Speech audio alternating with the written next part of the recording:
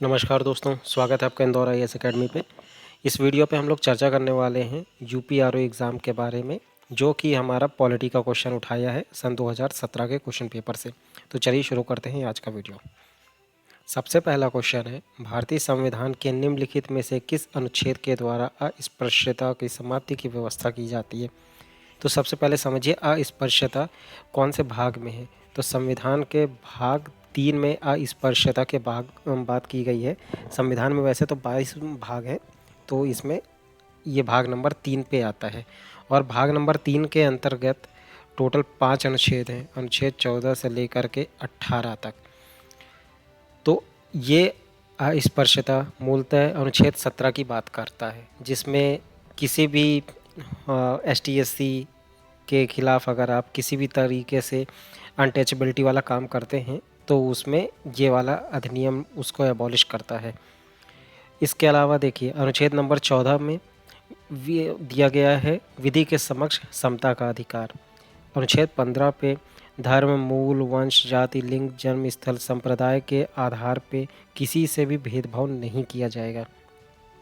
16 में बताया गया है लोक नियोजन के विषय में, मतलब अगर आप कोई भी गवर्नमेंट जॉब कर रहे हैं या फिर कोई भी एजुकेशन लेने वाले हैं, उसमें जाति, धर्म, संप्रदाय के आधार पे किसी भी तरीके से आपके साथ भेदभाव नहीं किया जाएगा। 17 का मैंने बता दिया है। 18 का उपाधियों के लिए, जैसे भी कोई भी अपने किसी को पद्मश्री मिलता है तो अपने नाम के आगे पद्मश्री ब्रह्मानंदम नहीं लिखाएगा। तो ये सारी चीज़ें समाज के द्वारा दी गई एक उपाधि है, पर आप इसका प्रयोग नहीं कर सकते हैं, अदरवाइज़ आपको फंडामेंटल राइट का हनन माना जाएगा। केवल डॉक्टर या इंजीनियर या फिर रिटायर्ड आर्मी ऑफिसर, ये लोग ही अपने नाम के आगे उपाधियों का प्रयोग कर सकते हैं। नेक्स्ट क्वेश्चन पे आगे बढ़ते हैं। भारतीय संविधान के अनुच्छेद 170 में किसी भी राज्य की विधानसभा के सदस्यों की न्यूनतम तथा अधिकतम संख्या ज्ञात कीजिए। देखिए अनुच्छेद 170 में बताया है कि मिनिमम संख्या विधायकों की 60 हो सकती है और मैक्सिमम हो सकती है 500।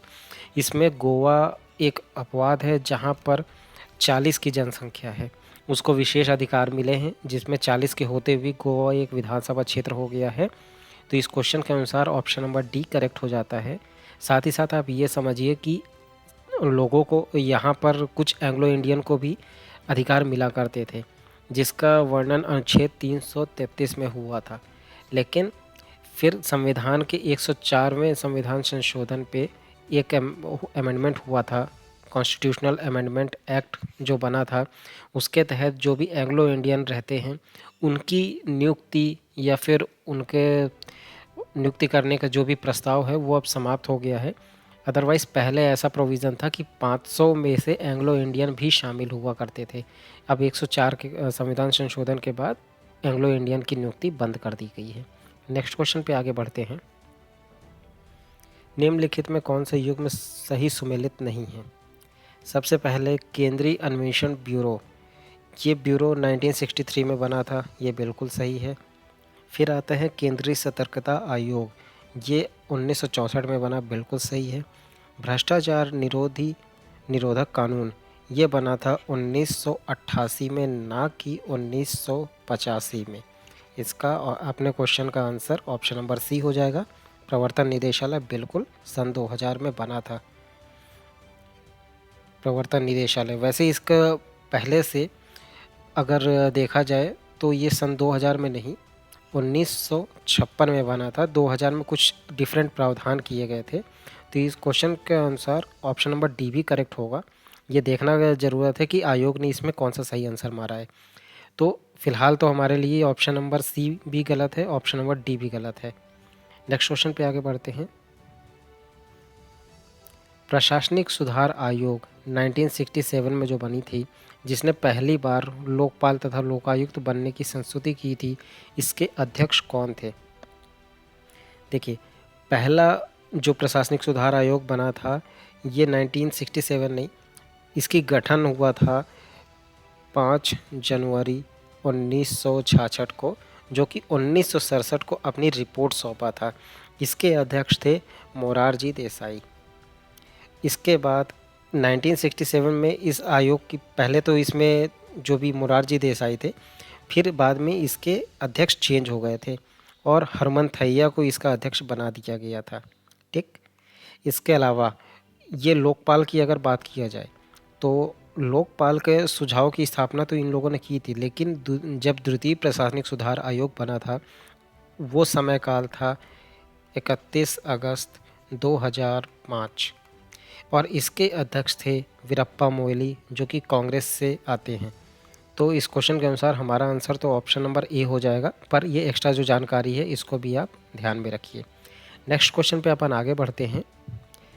भारतीय संविधान के 70वें संशोधन के द्वारा भारत के राष्ट्रपति का चुनाव में जिन 2 केंद्र शासित प्रदेशों को भाग लेते हैं उनका नाम बताना है।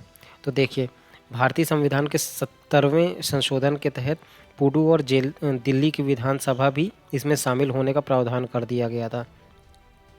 अगर पूछा जाए कि राष्ट्रपति के चुनाव का प्रावधान कौन से अनुच्छेद में है, तो ये अनुच्छेद है 54।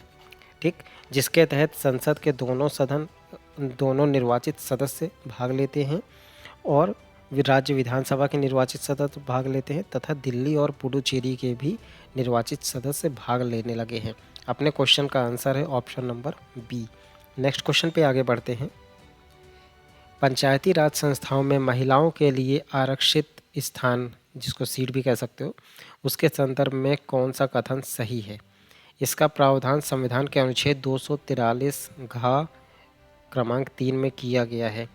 बिल्कुल इसमें ही किया गया है और इसके तहत कुल संख्या का कम से कम 1/3 महिलाएं होनी चाहिए, ये प्रावधान हुआ था। इसके अलावा सेकंड ऑप्शन देखते हैं। यह आरक्षण अनुच्छेद 334 में विनिर्दिष्ट अवधि की समाप्ति पर प्रभावी नहीं होगा। नहीं, ये गलत है।